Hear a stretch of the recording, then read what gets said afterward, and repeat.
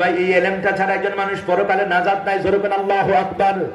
এই জন্য আল্লাহ বলেছেন এই তাসাউফ যদি অর্জন করো ও আল্লাহর বান্দাগণ, এটা শিক্ষা দেয় একজন মানুষকে কলবে সালিম। জোরে বলেন সুবহানাল্লাহ।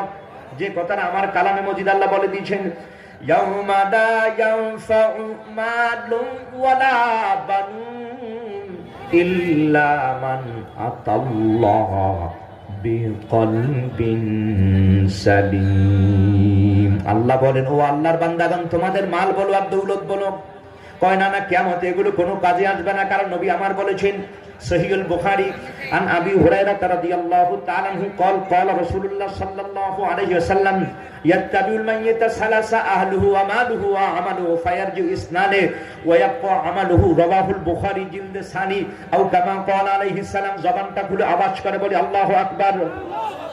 নবীজি আমার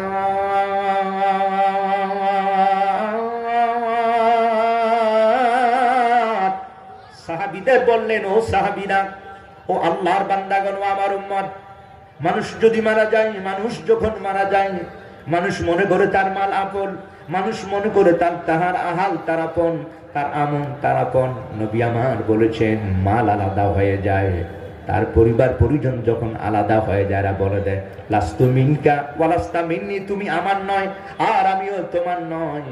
বান্দার আমন তার আপন হয়। নবী আমার বলেছেন ওই কিয়ামতে তোমার মাল তোমার আপন হবে না, তোমার আহাল তোমার আপন হবে না। নবী বলেছেন ইল্লা মান আতাল্লাহ বিকলবিন সালিম, ওই কলবে সালিম যদি নিয়ে আসো, এটা তোমার পরকালে উপকার দিবে। আর এই কলবে সালিম অর্জনের যে শিক্ষা দেয় এই ইলমটাই হলো ইলমে তাসাউফ। সুবহানাল্লাহ।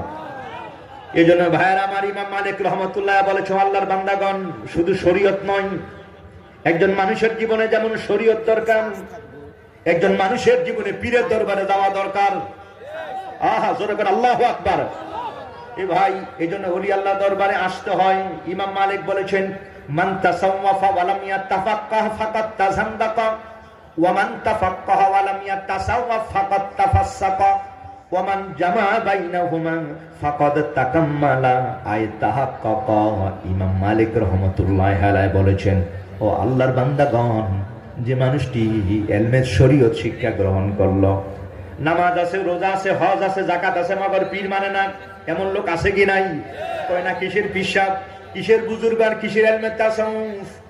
ইমাম মালিক রাহমাতুল্লাহি আলাইহি মালিকি মাযহাবের ইমাম, অনেক বড় রইসুল মুহাদ্দিসিন। সুবহানাল্লাহ কোন ইমাম শাফি রাহমাতুল্লাহর ওস্তাদ ইমাম মালিক, মারহাবা কোন। বুঝতেই পারছেন কত বড় আলিম।